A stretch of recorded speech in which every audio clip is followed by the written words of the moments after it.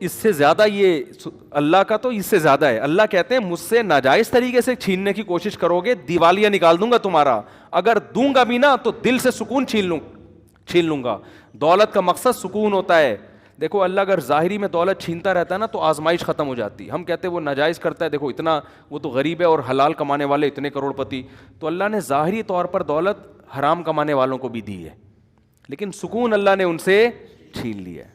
جا کے دیکھو گھروں کے اندر, ہم تو کتنے کیسز آتے ہیں, میاں بیوی میں محبت نہیں ہے, اولاد میں, بیوی شوہر مرنے والے انگوٹھے لگوا کے اپنی جائیداد اپنے نام کرا لی. صحیح ہے نا, ایسی ایک بزرگ نے ایک بڑا اچھا واقعہ سنایا, بہت زبردست, کہ تقویٰ کسے کہتے ہیں, عورت کو ایسا ہونا چاہیے, تقویٰ اسے کہتے ہیں. یہ سوچ بن جائے نا تو بڑی سکون کی زندگی. تو وہ انہوں نے ایک واقعہ بتایا کہ ایک آدمی نے کہیں چھپ کے شادی کر لی, پرانے زمانے کا واقعہ ہے, اور پہلی بیوی کو نہیں بتایا. جب شادی کی ہے تو موت سے چند دن پہلے بتا دیا ہوگا, یا پتہ چل گیا ہوگا, یا پتہ چلنے کی وجہ سے ہی مرے ہوں گے, واللہ عالم. بہرحال وہ انا للہ ہو گیا ان کو. جیسے ہی پتہ چلا, ان کا چانس یہی ہوتا ہے کہ جب پتہ چلے گا تو اب آپ کی زندگی کے دن بہت تھوڑے سے رہ گئے. صحیح, انتقال ہو گیا. اب وہ عورت کہیں گاؤں دیہات میں دوسری زوجہ رہتی تھی, تو پہلی کو خیال آیا کہ ٹھیک ہے میرے میاں نے صحیح کیا, غلط کیا, لیکن وراثت میں اس بیوی کا حصہ بہرحال بنتا ہے. آج کل یہ سوچ نہیں ہے, بھئی شرن یہ میرے لیے حرام ہوگا اگر میں اس کا حصہ کھاؤں. تو جو اس کی وراثت کا بڑا کروڑ پتی آدمی تھا, وہ حصہ لے کر گئی ہے اس پہ دوسری زوجہ کے پاس.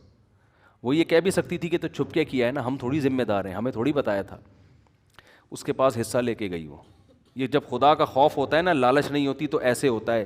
اور ایسے لوگوں کے لیے اللہ پھر رزق کے دروازے الگ طریقے سے کھولتا ہے. اس کو میں ابھی حدیث سناتا ہوں, اس پہ کیسے اللہ غیب سے رزق کے دروازے کھولتا ہے. اللہ پہلے آزماتا ہے کہ حرام کی طرف مت جاؤ. حرام میں اگر ملے گا بھی نا سکون گیا, لالچ, ہوس, یہ چیزیں انسان میں پیدا ہو جاتی ہیں.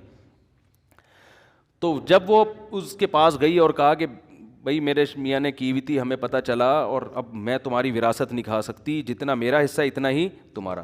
وہ بھی کتنی خاندانی. اس نے کہا کہ آپ کے شوہر نے مجھے 3-4 مہینے پہلے طلاق دے دی تھی.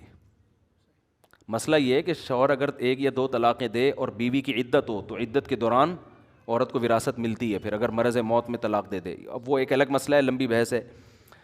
تو کبھی کوئی مبتلا ہو تو پوچھ لے. میں اس لیے کہہ رہا ہوں کہ ایسا نہ ہو وہ لوگ میرے بیان کو ایک مسئلہ بنا کے بھی پیش کر دیتے ہیں, لیکن عدت بھی ختم ہو چکی تھی. تو انہوں نے اس بات کا بتایا نہیں تھا, لہذا میں ان کی زوجہ نہیں ہوں, میرا حصہ نہیں. کیسی خاندانی عورتیں تھیں کہ نہیں تھیں. وہ الگ بات ہے, ٹینشن سے میاں مر گیا, وہ الگ, وہ تو عورت نہیں پسند کرتی نا, یا ہو سکتا ہے کسی اور وجہ سے مرا ہو. لیکن ہونا یہی چاہیے معاشرے میں, بھائی جو میرا حصہ نہیں ہے وہ میں کسی قیمت پہ نہیں لے سکتا. ایک خاتون نے مجھے امریکہ سے فون کیا کہ میرے شوہر نے مجھے ڈیورس دی ہے, تو وکیل یہ کہہ رہا ہے, عدالت قانونی حق یہ ہے کہ آدھی پراپرٹی میرے شوہر کی اب کس کے نام ہوگی, بولیں میرے نام ہو. اور میرا شوہر ایسا, میرا شوہر ویسا, میرا وہ بڑا ظلم بیان کر رہی تھی. میں نے کہا آپ کا شوہر جیسا بھی تھا, نالائق تھا, ظالم تھا, جب اس نے آپ کو طلاق دے دی تو شریعت کی روح سے اب عدت کا خرچہ اور مہر کا خرچہ, اس کے علاوہ آپ کچھ اور لینے کی مجاز نہیں. امریکہ کے لاء کے حساب سے آپ نے اگر لے لیا تو قانون تو کچھ نہیں کہے گا, لیکن اللہ کہے گا آپ کو یہ پیسہ آپ کے لیے حلال. بولتے کیوں نہیں. کہہ رہی میرا میاں تو ظالم تھا. میں نے کہا جو ظلم تھا تو علیحدگی ہو گئی نا, بس تلافی ہو گئی اس ظلم کی, اب نہیں رہ رہا آپ کے ساتھ, وہ ختم قصہ. ہاں بچوں کا خرچہ وہ کہہ رہی وہ تو ویسے ہی دے رہا ہے بچوں کا خرچہ. میں نے کہا بچوں کا لے سکتی ہیں اپنا خرچہ, اور میں نے کہا بچوں کا خرچہ بھی آپ 2 مفتیوں کو درمیان میں ڈالیں, کیونکہ امریکہ کا لاء امریکہ کے حساب سے خرچہ دے گا. شریعت کس کے حساب سے مانگے گی خرچہ, اسلام کے حساب سے مانگے گی. تو اتنا خرچہ لینا جائز ہے جو شریعت کی روح سے صحیح بنتا ہو, اس سے زیادہ بچوں کا بھی نہیں لے سکتی, اپنا تو لے ہی نہیں سکتی. وہ خاتون میں اللہ کا خوف تھا, انہوں نے کہا میں اپنی پورا کیس ختم کرتی ہوں, مجھے نہیں چاہیے حرام پیسہ. لیکن یہ میرے پاس 18-20 بلکہ فتویٰ تو میں جب سے 20 سال ہو گئے مجھے فون پہ مسائل بتاتے ہوئے, 20 سال میں ایک کیس آیا ہے ایسا. سمجھ میں آ رہی ہے بات. لیکن جہاں مرد کو موقع ملتا ہے پیسہ ہتھیانے کا, مرد نہیں چھوڑتا. جہاں عورت کو موقع ملتا ہے عورت, اور وہ تو کہتے ہیں اب تو قانون ہے. بھائی یہ قانون پہلے خدا کا قانون ہے, خدا نے, اللہ نے قرآن میں بیان کیا ہے عورت کتنا پیسہ لے سکتی ہے, کتنا نہیں لے سکتی, یہ ساری چیزیں قرآن نے بیان نہ کی ہوتی پھر آپ کہتے, تو قرآن ڈیفائن کر چکا ہے. قرآن سے آگے آپ کیوں نکل رہے ہیں بھائی, اللہ سے آگے کیوں نکل رہے ہیں؟ قرآن کے الفاظ دیکھو, فلا وربک لا یؤمنون حتی یحکموک فیما شجر بینہم, اے نبی تیرے رب کی قسم یہ اس وقت تک مومن نہیں ہو سکتے جب تک شریعت سے فیصلہ نہ کروائیں. جب تک آپ اسلام سے فیصلہ نہیں کرواتے اللہ نہیں مانتا. ایسے تو لا الہ الا اللہ پڑھنے پر گورنمنٹ نے کوئی پابندی تھوڑی لگائی ہے, گورا 100 دفعہ پڑھ لے گا لا الہ الا اللہ محمد رسول اللہ, وہ کیوں نہیں پڑھ کے دے رہا؟ اس کو پتا ہے بھائی یہ سارا اسلام کو فالو کرنا پڑے گا. آپ صلی اللہ علیہ وسلم کے چچا ابو طالب کلمہ کیوں نہیں پڑھا انہوں نے؟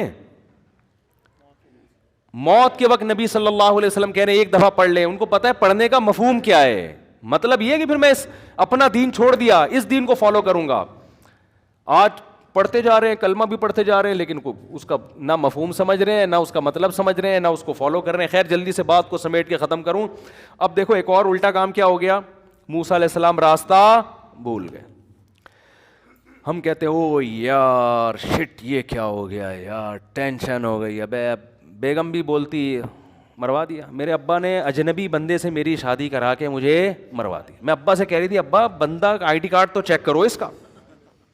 ابا کیا کہہ رہے ہیں, دیکھو بیٹا کوئی اس ملک میں کسی کمزور کی خدمت نہیں کر رہا تھا, یہ مسافر تھا, اس نے میری بیٹیوں کی خدمت کی بغیر کسی لالچ کے, یہ اس کی علامت ہے, یہ بندہ کیا ہے, ایک نمبر. ابا ان چیزوں کو فوکس کر رہے ہیں نا. پھر بیٹا یہ جب تم اس کو لے کر آئی ہو اس نے نظر اٹھا کے تمہاری طرف نہیں دیکھا, یہ شریف آدمی ہے. بیٹا یہ امانت دار ہے, تم نے خود کہا نظر نیچی اس کی, جو کسی کی بہن بیٹی میں خیانت نہیں کر رہا وہ بیوی کے حقوق میں کیسے خیانت کرے گا, ہے بھائی. اور اہم بات یہ اس نے اس پر کوئی اجرت نہیں مانگی ہم سے, اللہ کے لیے خدمت کی ہے, اور صحت مند بھی ہے, اگرچہ کما نہیں رہا لیکن جو صحت مند ہوتا ہے وہ جب چاہتا ہے. پڑھنے کا مفہوم کیا ہے, مطلب یہ کہ پھر میں اپنا دین چھوڑ دیا, اس دین کو فالو کروں گا. آج پڑھتے جا رہے ہیں, کلمہ بھی پڑھتے جا رہے ہیں, لیکن اس کا نہ مفہوم سمجھ رہے ہیں, نہ اس کا مطلب سمجھ رہے ہیں, نہ اس کو فالو کر رہے ہیں. خیر جلدی سے بات کو سمیٹ کے ختم کروں. اب دیکھو ایک اور الٹا کام کیا ہو گیا, موسیٰ علیہ السلام راستہ بھول گئے. ہم کہتے ہیں او یار شٹ یہ کیا ہو گیا یار, ٹینشن ہو گئی. ابے بیگم بھی بولتی مروا دیا, میرے ابا نے اجنبی بندے سے میری شادی کرا کے مجھے مروا دی. میں ابا سے کہہ رہی تھی ابا بندہ آئی ڈی کارڈ تو چیک کرو اس کا. ابا کیا کہہ رہے ہیں, دیکھو بیٹا کوئی اس ملک میں کسی کمزور کی خدمت نہیں کر رہا تھا, یہ مسافر تھا, اس نے میری بیٹیوں کی خدمت کی بغیر کسی لالچ کے, یہ اس کی علامت ہے, یہ بندہ کیا ہے, ایک نمبر. ابا ان چیزوں کو فوکس کر رہے ہیں نا. پھر بیٹا یہ جب تم اس کو لے کر آئی ہو اس نے نظر اٹھا کے تمہاری طرف نہیں دیکھا, یہ شریف آدمی ہے. بیٹا یہ امانت دار ہے, تم نے خود کہا نظر نیچی اس کی, جو کسی کی بہن بیٹی میں خیانت نہیں کر رہا وہ بیوی کے حقوق میں کیسے خیانت کرے گا, ہے بھائی. اور اہم بات یہ اس نے اس پر کوئی اجرت نہیں مانگی ہم سے, اللہ کے لیے خدمت کی ہے, اور صحت مند بھی ہے, اگرچہ کما نہیں رہا لیکن جو صحت مند ہوتا ہے وہ جب چاہتا